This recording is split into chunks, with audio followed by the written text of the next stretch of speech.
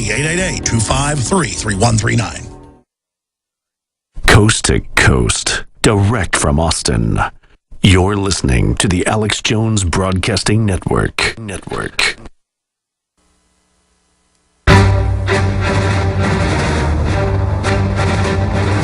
Big Brother, mainstream media, government cover-ups.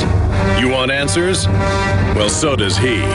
He's Alex Jones on the GCN Radio Network. And now, live from Austin, Texas, Alex Jones. So we've broken down the real history, the mainline history. This is stuff for anybody that's even has basic history knowledge would know.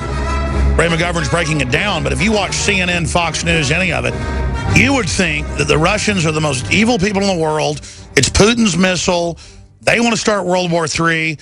I mean, that whole shoot down of that airplane looked to me like Lusitania Part 2. Ray McGovern, what did you think of that briefly, and then finishing up where this is going? Because you got NATO generals saying we need more fighter wings, we need troops. Very provocative. Why would they want to start a new Cold War?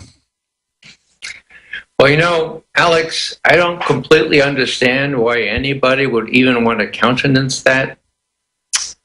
You know, you have to look at who profits from these things. Wall Street profits, the weapons manufacturers profit, and they control the media. You know, it's pretty insidious. I used to read the Russian media all the time, and they had propaganda labels like Volstreetskie Kradatiцы, which means Wall Street bloodsuckers. Well, I used to think, you know, that's a little ham-handed. But look what's happened. 2008, 2009. Look where we are. So there are forces driving this thing that profiteer on conflict. I can't believe that anybody in their right mind would take the danger of taunting Russia to the point where it would retaliate. And when you ask John Kerry that, they asked him a month ago, aren't you aware that this could lead to an armed clash with Russia? And Kerry said, well, yes, I've taken that into account. Well, does he think that his pastel ties and his stentorian voice is going to save him from the consequences of this? They look at him as a liar, I'm afraid to say, and as a person that can't be trusted. And Obama, you know, Obama has been not very truthful about these things. So the Russians are on their guard. They don't know exactly what to expect. Nor do I, or why. And that makes this thing very volatile. Well, Ray, that's my final question and also statement to you. I've studied history. It's fascinating. Napoleon was super smart, one of the best generals probably in history, also evil, miscalculated with the Russians. Hitler did the same thing. But it's larger than that. Even smart dictators can miscalculate, and even a smart West that was somewhat moral could miscalculate and have nuclear war back when you were in government. Somewhat moral, you know, in general. But this degenerate corporate one where there's so many degrees of separation, they're not even making the decisions based on things. They're just used to making 40-to-1 bets on the stock market with other people's money. It's like Wolf of Wall Street on PCP. They don't even care, and they're clearly making decisions and doing things that are so destabilizing and dangerous that it's not going to be good for their defense contractor business or Wall Street if we have a nuclear war with Russia. I mean, somebody's got to restrain these people because it looks like they're asleep at the switch. I mean, I think we've really reached, stick a fork in us, a decadence level in the ruling class where they're off playing golf, Ray. I don't think they even know what they're doing.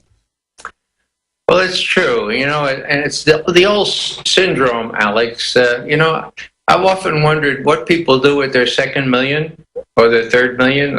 I mean, there's an insatiable appetite for collecting or grabbing more. Now, I think you're right. This is going to reach a no-good end, as the Chinese are fond of saying, but people don't realize this. And Obama is really pretty much a tool in their hands. So if you're Putin, how are you going to react when what happens is this missile defense system?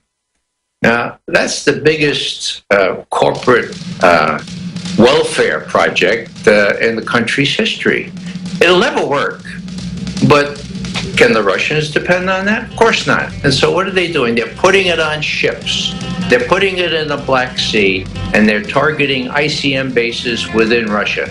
That's trouble. You know And it's what? only good for a first strike. Absolutely. That's it. And so if you're worried about a first strike, what are you going to do at the first hint that it's coming? You're going to launch. Launch on warning, and we're all going to be dead, Alex. Gold. It's like nothing else on Earth. From the Romans through the Renaissance, from the Industrial Age to the Space Age, gold has weathered the test of time. For 6,000 years, gold has remained the ultimate store of wealth. According to the World Gold Council and the U.S. Mint, demand is at an all-time high.